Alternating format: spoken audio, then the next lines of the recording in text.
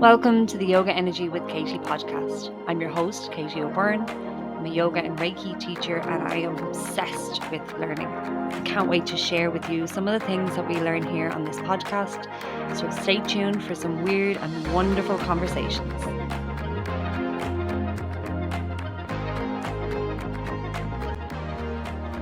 Hello, welcome back to this week's podcast. We're on episode 4. I am delighted with how the podcast is going. The guests I've had on so far have been amazing, really interesting people to talk to, and I've got some really good ones lined up as well in the next couple of weeks. But today you have me. I'm doing a solo episode. I am a bit intimidated by doing this. It's not too bad when I'm starting off and then I get into talking a little bit and I get unsure of what I'm saying, but I am speaking about something that I'm really, really passionate about, which is yoga. And maybe I'm taking on quite a big topic today, but I find it really interesting and I hope you will too. And I hope it'll bring some clarity around what yoga is, where it's come from, and how we can practice it. So before I get into this week's topic, I just want to remind you all that you can practice with me on Thursday evenings online, 8:30 p.m. Irish time. I've also got a really lovely online challenge, I suppose I call it, starting next week, next Monday morning. So I've done lots of these over the last couple of years. I started doing them during COVID because I thought people would appreciate having support with keeping good, healthy routines. And I really enjoyed doing them. And I've done lots of different ones since, covering different topics and doing them in slightly different ways each time. This time I'm returning back to the chakras. So it's a 5-day course, but it's very, very accessible to everyone. So it's really short practices that you can incorporate into your day. So a daily practice can be quite intimidating because we all have busy lives and it's hard to fit it all in. But the way this is structured is we meet online at 7 a.m. starting Monday morning. And we do a quite a simple 30-minute asana and pranayama practice. So we'll be doing some movement and breath work. Each practice will be connected to the chakras. So the first morning we will be looking at all 7 chakras to give you an overview. The second morning will be the root and the sacral chakra. Third morning the solar plexus. Then moving on to the heart and the throat. And then Friday morning will be a lovely practice for the third eye and the crown chakra. So as well as a 30-minute session in the morning to give you a really good start to the day, like it's a lovely way to begin your day. We log off at 7:30 and you can go about your day, and then I will send you another video that will give you a slightly deeper understanding of what our practice was, a slightly deeper understanding on the chakras, and I will also give you some practices to do throughout your day. So it might be a very simple breathing technique that you do on your lunch hour, or perhaps it's a grounding exercise. It might be just to take your shoes off and stand in the grass or something similar.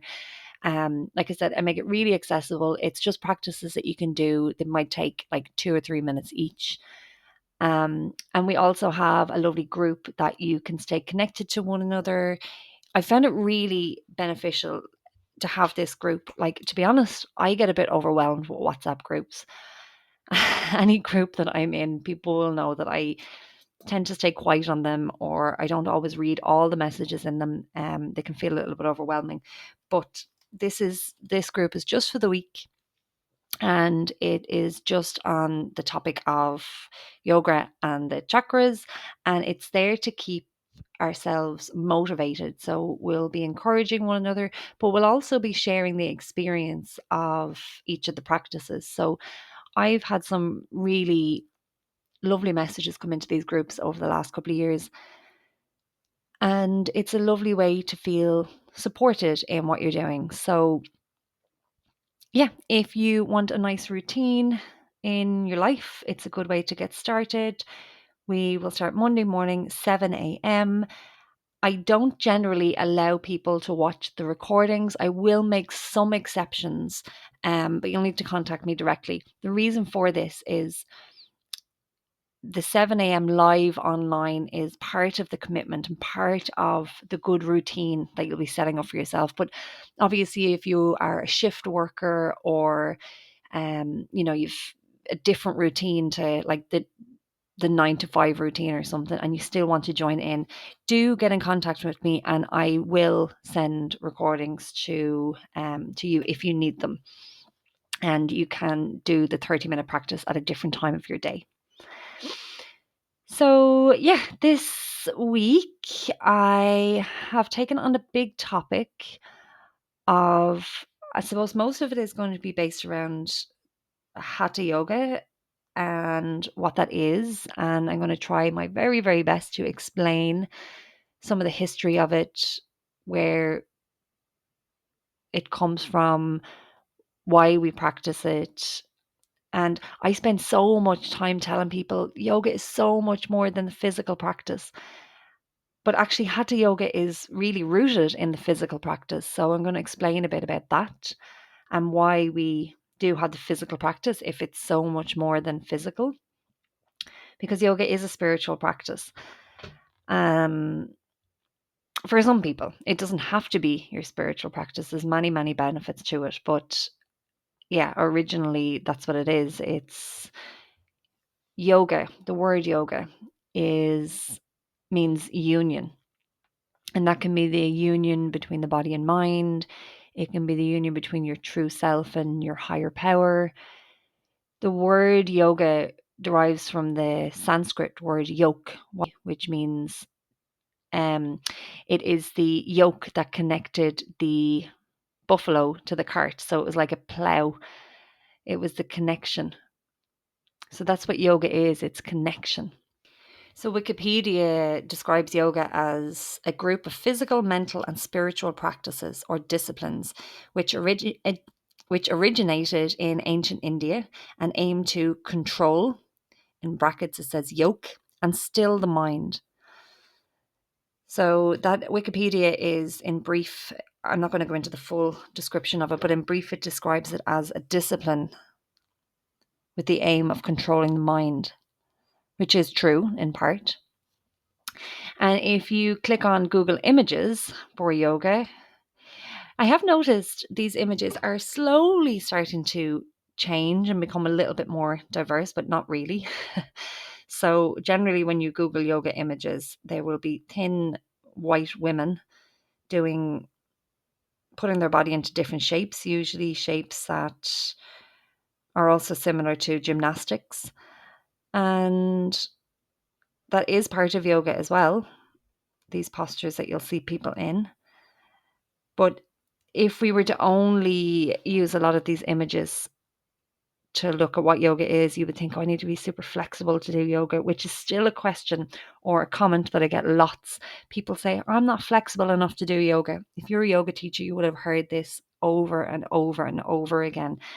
Why do people think they need to be flexible to do yoga? Because when people Google yoga, they see pictures of flexible people. And I promise you, you do not need to be flexible to do yoga. Like I mentioned, Wikipedia defined it as a practice or discipline with the aim of controlling and stilling the mind. So what's physical flexibility got to do with that? Well, I'll go into that a little bit more later, the flexible part, but it seems that flexibility is something that we've really caught on to, and it's become a sales point or a marketing thing. I don't know. But it's a little bit annoying because it seems to put people off coming to a yoga class. And you do not need to be flexible to do yoga. If you want to become flexible, yoga might help you with that. It probably will, if that was your aim. But again, like none of the texts or any of the books on yoga will mention anything about flexibility. They'll barely even mention postures. So most people do start with the physical practice because it feels good, it makes us feel strong, flexible, and healthy, and usually happy, and things like that. Or they start because a doctor recommended it to them, which is another conversation in itself because, yes, yoga is incredibly good for us if we're doing it in the right way, at the right time, or in the right circumstances. So yeah, I could probably do a podcast on that. Doctors saying, "Oh, go do yoga. It's good for you, or it's good for your mental health, or it's good for your back." But doctors don't really understand. Well, some obviously do. Doctors who practice yoga would understand, but if a doctor has never practiced yoga, they may not understand what type of yoga might be good for them. So one thing I will say to you is, if you are thinking about starting a yoga practice, talk to the teacher first. Find out what style of yoga they do. Especially if you have a health complaint or an injury or something going on physically or mentally, talk to the teacher and find out if that style of yoga would be beneficial for you. Especially if you have something that maybe needs a little bit more sensitivity. If you need rehabilitation, you're probably not going to join a public yoga class with 10, 20 other people in it. You may need a one-on-one session. So the more severe the condition or the injury or whatever it is going on for you, maybe you need a more refined practice to support that. But again, this is purely focusing on the physical. So as I discussed, it's a physical, mental, spiritual practice. And so a lot of people, clearly understand the physical and even the mental benefits. And even if you haven't experienced it yourself, even if you've never done yoga, I bet you know somebody at this stage who has done yoga and really loves it. And that person has seen the benefits. And maybe you've seen the benefits in them. Maybe you've seen a little pep in their step or a little glow in their cheeks. So where does the spiritual fit in to this? And what is Hatha Yoga? So like I mentioned, yoga means union. And there are tons of yogic texts and books that talk a lot about spirituality. And there is a kind of a crossover, and it can be linked to Hinduism, but it is not a religion. Yoga absolutely is not a religion. Yoga is a science, a set of principles, practices that lead to certain outcomes. So I'm going to start off with the Bhagavad Gita. This is probably one of the most famous texts from the yogic tradition. It is 700 verses, so very short verses or paragraphs or sentences usually. And is this text is part of a larger group of texts called the Mahabharata. And the Bhagavad Gita is from around the fifth to the 2nd century before Common Era. And it is the story of Krishna, who is a god, and Arjun, who is a prince. And so Arjun is just about to go into battle, and it's like a civil war. So Arjun is sitting on his chariot about to go into battle, and he's looking across to the other side that he's about to fight.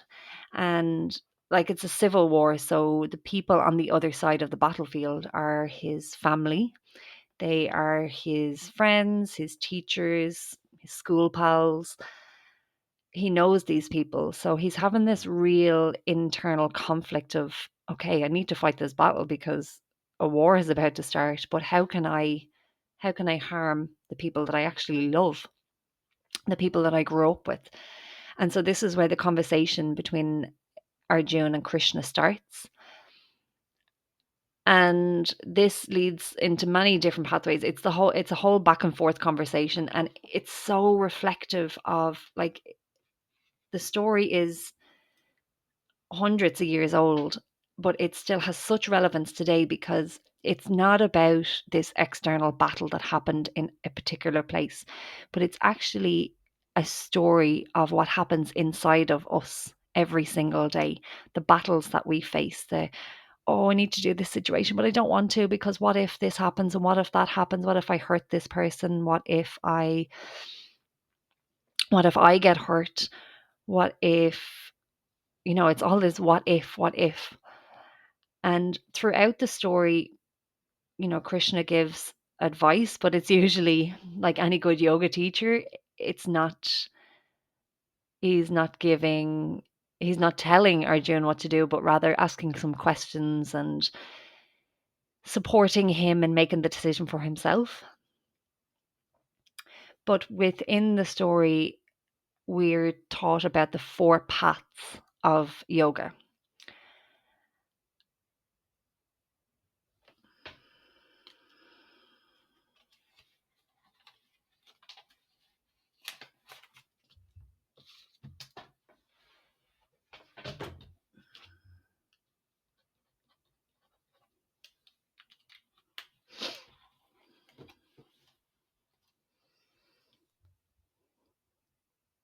So we're taught that there's four different ways that we can go in living our life, four different spiritual paths that we can take that will lead us to a state of yoga or a state of union. So the first one is, I'll start off with bhakti. Bhakti is a path of devotion. So within the Bhagavad Gita, Krishna keeps telling Arjuna, just believe in me, honor me. I am within you, I'm within everybody. Devote your life to me. And he's kind of saying that's the answer. That's what you need to do to feel okay in this situation, type thing. Um, Bhakti yogas or Bhakti yogis or yoginis devote their life to God, basically. And the teaching is that God is within everyone and everything, including within you, within yourself. The second path is karma yoga. So we often have this misunderstood perception of or understanding of karma. It's like, oh, that she got karma, this bad thing happened to her, and or she did this bad thing to someone and then instant karma. That's not really how karma works. Karma means action. And a karma yogi or yogini, somebody who devotes their life to karma or the path of karma, performs duties, selfless duties, and they don't focus on the fruit of the action. And there is a connection to dharma here as well, which is like life purpose type thing. Within the Bhagavad Gita, Krishna tells Arjuna, you are a warrior. Your duty is to fight and to be a warrior. That is who you are. So you must fight, but you mustn't be concerned with the outcome. So whether you win the war or you don't win the war, whether you whether you die or whether you kill someone else, it doesn't matter. One of the teachings is that we can't die anyway, because we're not our body, we're not our mind, we're not our thoughts. So if our body dies, we continue on. It's just the body has finished its time here. And it's not telling us to go and be violent in the world, quite the opposite. It's not about being violent or doing things and not having concern or respect for life, but it's the idea that your duty is to follow who you are follow your path in life. So it could be maybe you're a born singer. Your duty is to sing. And that's something that we know deep within us, but sometimes we shy away from it, or we think, oh, that's not practical because, it's a common belief that, or it's not just a belief, but it's hard to get paid as a singer or an artist or something like that. So people think, oh, I'll get more practical job. And that's fine. You can have the practical job as well. Like, I'm not telling you that you should be like a starving artist or whatever, but if you are a singer, if you are an artist, if you are a swimmer, whatever it is, whatever your path in life is, whatever you're guided to do, you should do it without attachment to the fruits of your action. So if your purpose is to be a singer, you should sing regardless if you get paid for it or not. If you can get paid for it, yeah, go for it.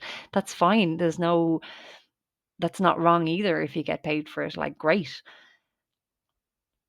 It's kind of, I always remind myself of this as a yoga teacher, because I have had many, many classes where maybe one person shows up or sometimes nobody shows up. But especially if one person shows up, it can be a bit disheartening, and it can be hard to put in the full effort. But like, my duty is to teach yoga. So whether it's one person or 20 people, I have to put the effort in if I am to follow the karma yoga path. And I've always said this, that even if I didn't get paid for yoga, I would still teach it, because I I do believe that at least for now, I don't know if it's my life purpose, but at least for now, this is the path that I have to follow. So yeah, I always think that's a beautiful lesson, to do your action and not focus on the fruit of the action. So that's the path of karma yoga. Then there is jnana yoga, which is the path of knowledge. And this is self knowledge. So it's understanding yourself physically, mentally, emotionally. It's the path of kind of constant self reflection. And through understanding yourself, you'll come to a place of self realization. Through self realization, you'll come to yoga, to union, to a state of union. And then we move on to Raja Yoga. This is the path of royal yoga. And I think it's also known as the yoga of kings, but it's not necessarily. So I looked into this and I thought, well, why is it the path of kings? But actually, like lots of other words, they lose their meaning as they're translated more times. So Raja Yoga comes from the word Raj, Raj, which actually means control. So it's about the control of the body and the mind. And this is where Hatha Yoga starts to come into play. So we have the four paths of yoga: Bhakti Yoga, Karma Yoga, Jnana Yoga, Raja Yoga. And we don't have to choose just one. In fact, it probably wouldn't be possible to only choose one. We'll naturally kind of sway from one to the other. Even if one feels more important to you, we'll probably have little sprinkles of the others from time to time anyway. So we don't need to just choose one path. But in this modern age of the yoga industry, we may not realize it, but most of us are practicing Raja Yoga, the royal path of yoga, or the yoga of control of the body and the mind. And so this leads down then to the Yoga Sutras of Patanjali. So Patanjali compiled the Yoga Sutras about 200 years before Common Era. So a good while after the Bhagavad Gita. And a lot of us that practice in a yoga studio or some sort of yoga space with a teacher, you probably will be quite familiar with the Yoga Sutras. So, the Yoga Sutras are a compilation of practices of yoga, and it can be quite complicated, and they're definitely best learned by a teacher or learned under a teacher, I should say. There are many, many books out there that have commentaries on the Yoga Sutras, because to sit and just read the sutra by itself, yeah, is a bit complicated and quite difficult to understand. So that's why we need the commentary on it, or we need a teacher to explain it to us. Um, but in the Yoga Sutras, so most of us will be familiar with the 8 limbs of yoga. As we start to learn more about yoga, so most of us are introduced to the physical aspects, and we learn how to move our bodies in certain ways or to breathe in certain ways. And then generally, a lot of us start to learn about the 8 limbed path. So the 8 limbs, also known as Ashtanga yoga, which is not the same as Ashtanga yoga that is done usually over 90 minutes with a set sequence of physical postures, um, made famous by Patabi Joyce. The 8 limbs of yoga, or Ashtanga yoga, is kind of 8 principles to lead us to a state of pure bliss. So the first one is yama, which are the kind of 5 social ethics. Then we have niyama, which are 5 kind of personal practices. Then asana, which is postures. Pranayama, which is breathing control, but I'll go into what that really means later. So it's usually breath work. The 5th one is pratyahara, which means turning inwards or withdrawing from our senses. Dharana, which is concentration, to be focused and pay attention. Dhyana, which is kind of dropping all efforts and letting go, or meditation. And then samadhi, which is a state of pure bliss. So it said, like, if we follow these 8 steps, we can start to raise our consciousness. And it's difficult. It's really, like, they're very simple practices and steps. It doesn't need to be anything complicated, but yeah, it's hard to, because it is a discipline. Like, we need to show up for this at least a couple of times a week. Like, doing it every now and again probably won't change much for us, but if we have a regular routine and practice of it, it can definitely start to change things. So with a busy life and lots of different things happening around us, it can be difficult to sit and watch your breath, or it can be difficult to turn your awareness inwards when there's so much happening externally. But let's start with the principles of yama and niyama. So first of all, I want to say that, like, so many of us, and for years I call it the yamas and the niyamas, but actually they're not plural. We don't say yamas, it's yama. So it's kind of like saying sheep and sheeps. It doesn't make sense to say sheeps. So it's yama, niyama, whether we're talking about 1 yama or 5 yama. So yeah, the 5 yama are ahimsa, satya, asteya, brahmacharya, aparigraha, which is non-harm, truthfulness, non-stealing, celibacy, and generosity. And they seem so simple. Let's just stick with ahimsa, non-violence. Like, it's a simple concept to follow. But how deep are we going to follow this? Are we just going to take it to mean that we don't murder other humans? That seems simple enough, but obviously not for everybody, because that happens every day. Or are we going to take it to mean not harming animals? What type of animals? All animals or just some animals? Are we going to take it to mean not harming tiny little insects? Are we going to take it to mean only not harming ourselves? Are we going to take it to mean not harming plants? Anything that has energy in it.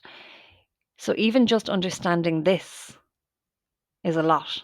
And then our mind can start to overthink it or underthink it. And this can lead to like a real conflict in the mind, actually. And the same with all the yama and niyama. So Patanjali lays this structure out that yama and niyama come first, and then asana or postures. So all the warrior shapes and the downward dogs and all those different shapes you see people do when you Google yoga. Patanjali says that this comes third, and then pranayama, and then withdrawal of senses. So that is a good way to go. Obviously, I'm not going to disagree with Patanjali. um, and I do try to follow those steps. But if we look at the Hatha Yoga Pradipika, which translates to mean light on Hatha Yoga, and there is another book that was written by Iyengar, who is a yoga teacher who was the creator of the Iyengar style of yoga. And his book was called Light on Yoga, which is a play on the Hatha Yoga Pradipika. So, yeah, this Hatha Yoga Pradipika was compiled in around 1450. So much newer than the other texts that I was talking about. And the concepts of this, so let me start with what Hatha Yoga means. To understand this, you need to understand a little bit about our energetic system. So, we're obviously physical beings, but we also have an energetic body as well. And you may have heard of the chakras, and you would have heard of them at the start of this podcast because I was telling you about the classes that I have on every morning next week and about that I'll be covering the chakra system, so you can learn a little bit more about it there. But so we have these energy centers. We also have lots of energy channels. So in Chinese medicine, you may have heard them referred to as meridian lines. And then similarly in the Indian tradition or in Ayurveda and in yoga, we have what are called nadis. There's said to be 72,000 nadis in the body or energy lines. And 7 main chakras, although there are hundreds of chakras all around our body as well, energy centers. But we only really need to understand the 7 main chakras and the 3 main nadis. So there are 3 major energy channels that run through the body. And these are based around the center of the body, close to the spine. The first 2 nadis that I'll talk about are called Ida and Pingala Nadi. Ida connects us to our feminine energy or the moon energy, this cooler, calmer, more internal energy. And Pingala Nadi connects us to the sun energy, the energy that's also connected to our masculine qualities, our outward energy, our more fiery, active energy. So we all have this masculine, feminine, sun and moon, Ida Pingala, yin and yang, if you like. These opposites. We can also, in terms of energy, we can refer to it as a positive and negative charge. So the masculine, the sun being this positive charge, the feminine, the moon being a negative charge. Obviously not negative in any bad way, but just in terms of like the energies of a battery. There's a positive and negative charge. When we work with clearing both those energies, and I'll explain a little bit more of this in a few moments, then we can connect into what's called Sushumna Nadi, which is the energy center that's right in the center of the body. And we can't control this energy. It is energy is illuminated there when the positive and negative charges come together into the neutral channel. So I might link some images of this to make it a bit clearer in your mind, because they kind of crisscross around each other as well. So, Hatha breaks down into two words: Ha meaning sun and Tha meaning moon. And the idea is that we are connecting those energies. We're balancing the sun and the moon energies within us. And how do we do that? So, one way of doing it is to follow Patanjali's Ashtanga Yoga, or the 8 limbs, by following, first of all, yama, then niyama, then asana, and then pranayama. But in the Hatha Yoga Pradipika, we have a slightly different approach. So the Hatha Yoga Pradipika was compiled by Swami Swatmarama. And Swamis are somebody who really study this, it is their life purpose. They're way above a yoga student or us average practitioners or even a yoga teacher. So, he was somebody that really knew about this. And Patanjali was a sage. So again, the same idea that, he was really dedicated to compiling these principles. It wasn't anything just willy-nilly, or they didn't half understand it, probably like I do. So what I'm sharing is my very limited understanding of all this. They definitely had this much higher awareness of yoga, of themselves and of the practices. And they were definitely much more disciplined and focused on yoga than me, or probably most other yoga teachers, or any other yoga teacher perhaps. So Swami Swatmarama believed that we shouldn't really worry about the self-control and self-discipline of the yama and niyama. He had a different approach that thought we should focus on purifying the body first. So purifying the stomach, the intestines, the nervous system, and all the other systems in the body. And so his first approach for it was what's called the Shatkarmas. Shatkarma means the 6 actions. And these are cleansing processes that should be our first step in Hatha Yoga. Now, these Shatkarmas, he reckoned, should be our first step, but nowadays we generally don't practice these until a more advanced level, especially the more intense ones. There's 2 that I share with my students. Yeah, so he reckoned the Shatkarmas should come first, then asana, which is our yoga postures, and then pranayama. So he believed that self-control and discipline should start with the body, because it's much easier to control the body than it is to control the mind. Like I said, when we get into those principles of non-harming and even truthfulness, like they're 2 of the probably the most simple principles that apply to most people's lifestyle. There's few people in this world that would disagree that kindness and truthfulness are not a good thing. They're a really good start, especially if you're on a spiritual path. But our minds can be so tricky. Our ego can always come into play and tell us, oh, it's easier to just tell this little lie rather than being your true self. Or why don't you just tell this white little lie? And then, it can cause us this real internal conflict. So Swami Swatmarama reckoned that it was much easier to start with controlling the body.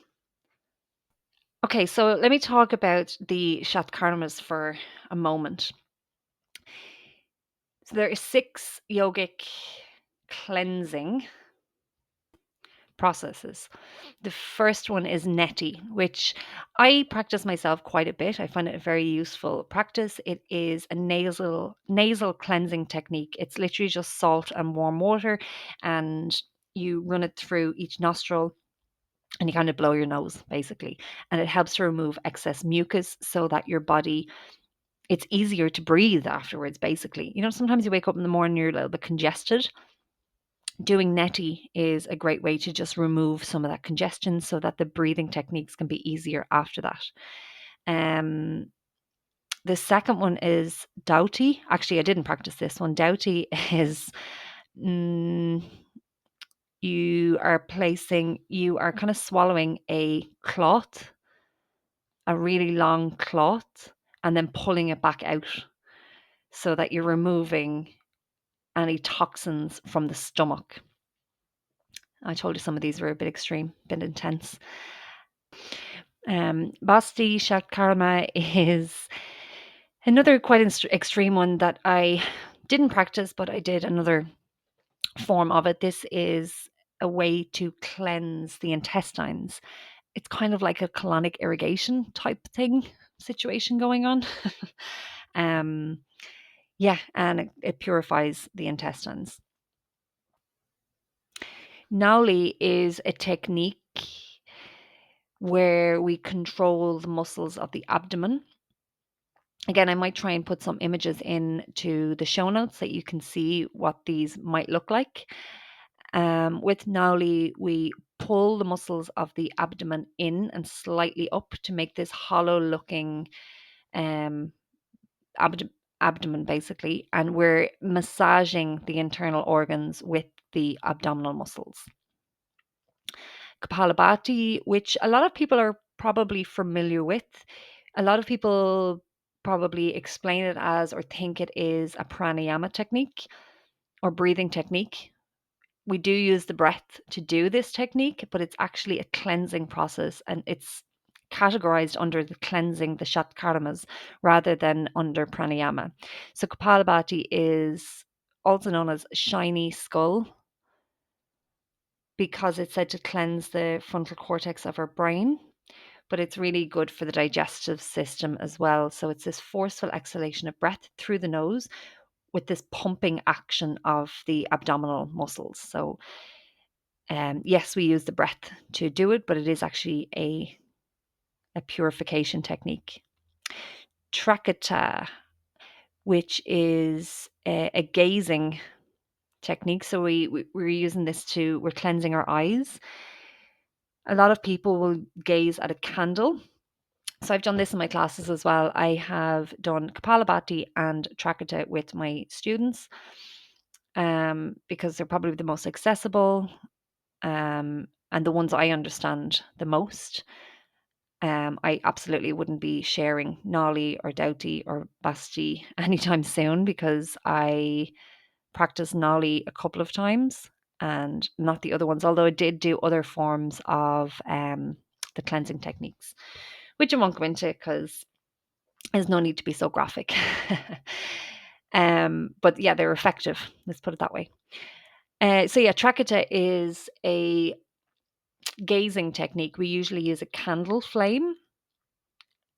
Some people think or categorize it as a meditation, which it isn't. It is designed to purify and cleanse the eyes. So we gently gaze at a candle, but we can also gaze at a mandala or a picture of a deity or a guru, or yeah, we can gaze at some other image. But usually a candle is the most effective. And when we gently gaze, so it's not staring, we gently gaze at the candle, and eventually our eyes start to water and we clear out the eyes like that. And then we close the eyes so that we can eventually see the image, the candle, or the mandala internally as well. So it's a beautiful practice, actually. Really nice. So that's where the Hatha Yoga Pradipika starts the practices with traditionally. So they can be quite intense. way to purify ourselves. Like I said, I practice Neti, Kapalabhati, and Trakata. So three of the six, and I find them useful for me. If I found a teacher to do the other ones, it might be something I would do, but you wouldn't practice them daily anyway. They would maybe once a month or every 6 weeks or something. But Neti, Kapalabhati, and Trakata can be practiced every day, depending on if you have any conditions, or if you're a menstruator, you wouldn't practice Kapalabhati every day. Um, so, but nowadays we usually start with asana because those shatkarmas can be quite intense way to start. So asana are a great way of helping us to clear, cleanse, purify the body. And it's not to be misunderstood, okay? Hatha Yoga is not telling us that we're like dirty and we need to be cleansed. But our body does accumulate toxins. Our energy system does become stagnant in ways depending on our external environment, the way we're living our life. It's just like we clean our houses every day. We clean our external body every day. We have a shower every day. And so Hatha Yoga is like this internal shower, sometimes quite literally when we're looking at the Shat Karma practices. But that doesn't have to be the case. We can take it in a more gentle approach with maybe some abdominal twists, forward folds, back bends. That type of thing can be a little more of a gentle introduction to Hatha Yoga. Like I said, the other cleansing practices that I've done on my 300-hour teacher training. So on my first initial teacher training, I practiced neti. I was shown how to do that. So I'd been practicing yoga maybe 4 years or something like that before I learned how to do neti. I learned it on my teacher training. I'd been practicing Kapalabhati already, and Trakata. Yeah, I did it for the first time on my teacher training as well. So it's not something that beginners generally do anymore.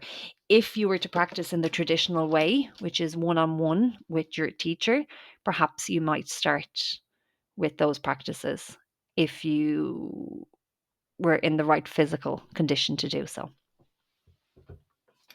But of course, we know nowadays that most practitioners learn yoga in group classes. So as a teacher, it's generally better to go with general practices that are generally good for the general population, because it's quite hard to be very specific in each class, especially if you've like 15, 20 people in a class. We need to be quite general and then modify as needed. So yeah, the Hatha Yoga Pradipika is teaching us that we can control the mind by controlling the prana, the energy, the life force energy that runs through us.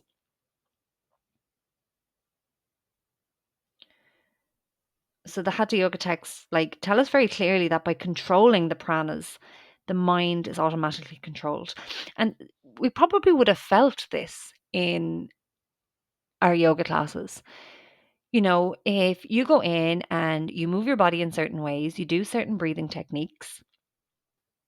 You go into a class and you have a problem in your life. You have a situation that you need an answer to. And then you go in and you do your different movements, your different breathing exercises, you relax a little bit. And then by the end of the class, you're like, oh, actually, I was making a bigger deal of that than I needed to. And that's why, actually, that saying, things will look better in the morning. Like after a night of sleep, even our mind is clearer. When we can relax the body and bring the energy to flow in a more balanced way, the mind will become much easier as well. So the copy of the Hatha Yoga Pradipika I have, there's a commentary by Swami Satyananda Saraswati, and one of his quotes is, Don't worry about the mind, ignore it. Practice pranayama. So, what's pranayama? Commonly, we know pranayama to be breathing exercises or breath work. Breath work is the new popular thing that everybody seems to be doing nowadays. Even if they're not yoga teachers, there's breathwork facilitators, there's breathwork workshops, even the Wim Hof method. All of these practices probably have roots in yoga. So the word pranayama actually breaks down into two words, prana and ayama, which means life force. And we often confuse this, and for a long time I thought it was this. I thought it was two words. I thought it was prana yama, which means life force control. But actually it means prana ayama. Prana means life force and ayama means dimension, not control. Yama means control, ayama means dimension. So practicing pranayama is to expand the dimension of the life force within you.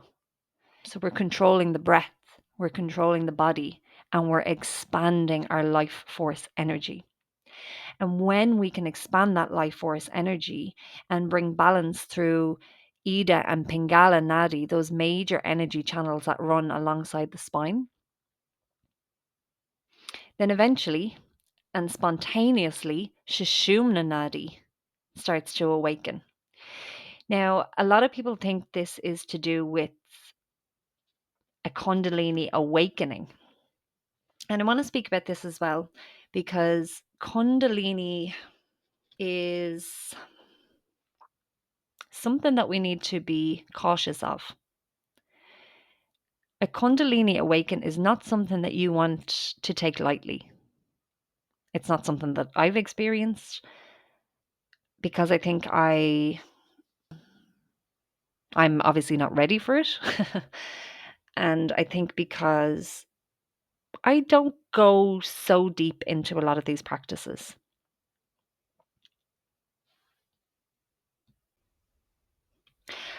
I had listened to a podcast a couple of months ago called The Retreat. And it was about some people who had attended Vipassana meditations. And I was really interested because Vipassana meditation is something that's I have definitely been interested in. It's definitely something I have been very curious about and have considered doing myself, but I've always been a little bit afraid because Vipassana meditations are 10-day silent retreats. Now, when I say silent, it's completely silent, except for the couple of minutes a day that you can ask your teacher a question. You can't write or journal or read or have your phone or sing or listen to music. It's complete silence. And it's many hours a day sitting in formal meditation. So it's very intense. It's very physically challenging, obviously mentally challenging as well. But this podcast that I listened to called The Retreat was this story about some people that had done these Vipassana meditations and had actually very serious psychological damage afterwards. Now, I had heard about this before, the kind of I can't say this word, psychological effects that these practices can have. And people find it really hard. How can meditation have bad effects? Because we've been told for so long now, it's been proven by science, doctors recommended, meditation is good for us. And it is. But meditation is something that we need to prepare ourselves for, which is where Hatha Yoga comes in. So, a Kundalini awakening is when the Shakti energy, which is said to be like this snake like energy, that's the snake is asleep at the base of the spine. And when Kundalini awakens, this creative life force energy shoots up through us and it can be enlightening. I'm presuming for most people it would be a beautiful experience, but It's like any electric charge. If the current that's moving through you is too much for your system to handle, it's like it's going to electrify you. It can cause damage. So, Hatha Yoga is a way to prepare yourself for this. Now, we shouldn't enter with the desire or the expectation of this happening.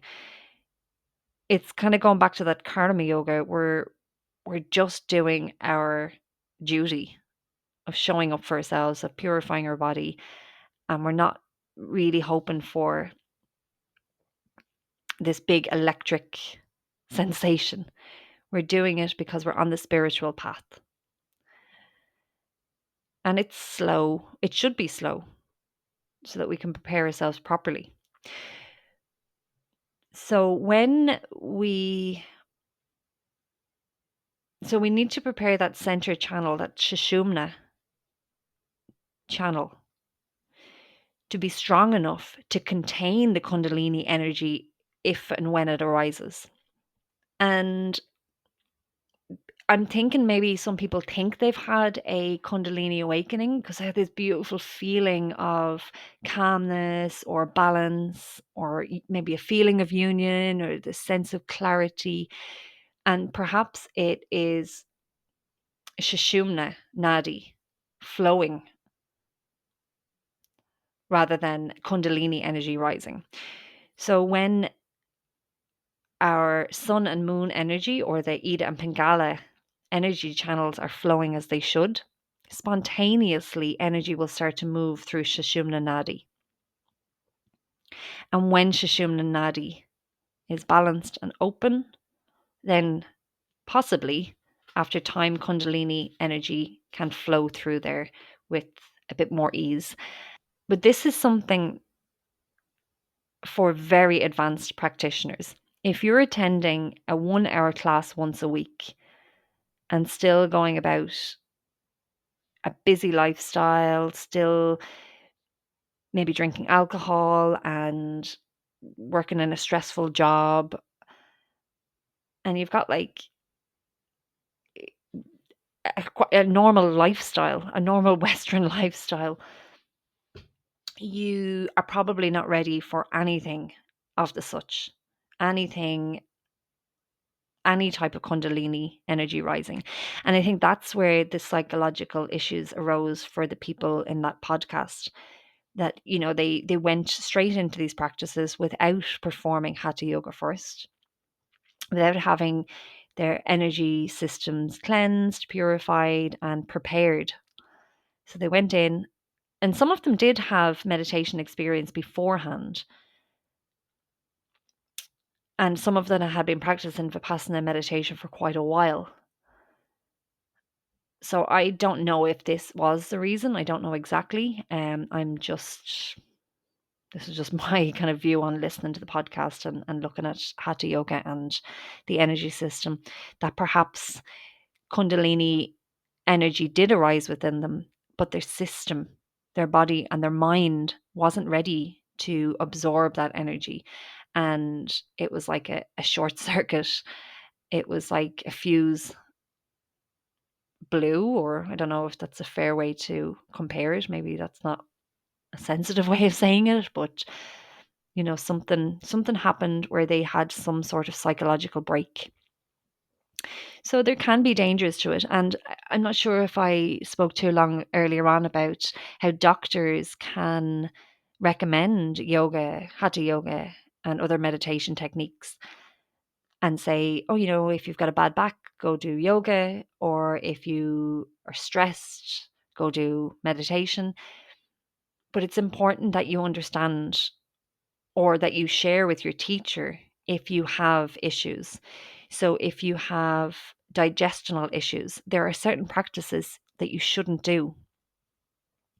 If you have mental health issues, if you're feeling depressed, or you're feeling anxious, or you're feeling mentally confused, or anything that is imbalanced in the mind, it probably is important to tell your yoga teacher about this so they can recommend what practices to do and not to do. And especially the more complicated your physical or mental condition is, you may need to find a more specialized yoga teacher. If you really want to work on looking after yourself, if you have a more specialized condition, you need a more specialized teacher. The aim of Hatha Yoga is not to make the body healthy. That is a side effect. The aim of Hatha Yoga is to bring you onto a spiritual path. Whether you are Christian, Hindu, Muslim, whatever your religion is, whether you worship fish or elephants or the grass and the trees, it doesn't matter. Yoga can help you go deeper into the spiritual practice that you already have.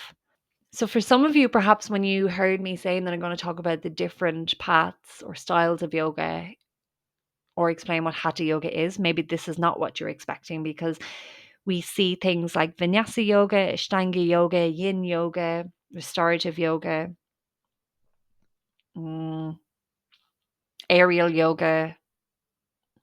What else? Don't get me started on dog yoga. um, what else? What other forms of yoga is there? There is Iyengar Yoga, um, Kundalini Yoga, which is not the. So Kundalini, in terms of Hatha Yoga, Kundalini is the energy that is dormant at the base of our spine until it's awakened. The style of Kundalini Yoga are a set of practices that help to awaken that energy. It's different to Hatha Yoga, and similar in some ways. And again, I'd actually love to speak to somebody about Kundalini Yoga and where it started and Yogi Bhajan, and because there's a whole massive topic around all of that, which I won't get into. But yeah, there's all these different styles of yoga and different yoga classes that you can attend. So what do you do? My recommendation would be to start with Hatha Yoga, to start with a gentle Hatha Yoga. If you've never done any yoga before or any type of meditation or any type of breathing practices, start with a gentle Hatha Yoga practice.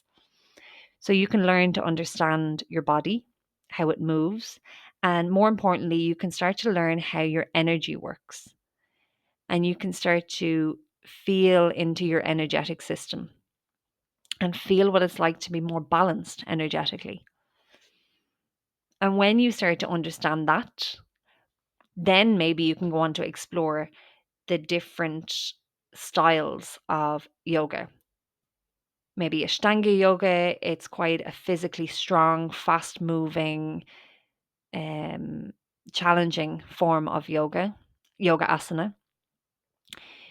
Iyengar Yoga is a good way to explore the postures, to break them down, to modify the postures. Hot yoga is generally a vinyasa type practice, which means movement with breath done in a hot room. You can start to explore all of those different ones, but I definitely recommend Hatha Yoga as a beginner's practice. It doesn't mean it's easy. Hatha Yoga can be incredibly challenging. And actually, all those styles that I mentioned are actually under the umbrella of Hatha Yoga, maybe with the exception of Kundalini Yoga. And I'm probably really complicating things now. So if you are practicing Ashtanga Yoga, Iyengar Yoga, Restorative Yoga, you're actually practicing Hatha Yoga. They are all ways of balancing your energy through your body. And when you feel more balanced energetically, all these other things will start to fall into place. And it might take years. It's a long, slow practice. And even the way we practice yoga now, so many people start off with Ashtanga Yoga, and I started with I suppose more of a vinyasa type, more of a fast moving type, because I was younger and fitter, and I think it was fine for me. But I've slowly learned to come around to. I feel like my practice now actually looks more like a beginner practice than it did when I was a beginner. So I've slowly learned to come back to the beginning and work my way slowly forward rather than trying to rush ahead, because I believe I have lifetimes to figure out this spiritual path.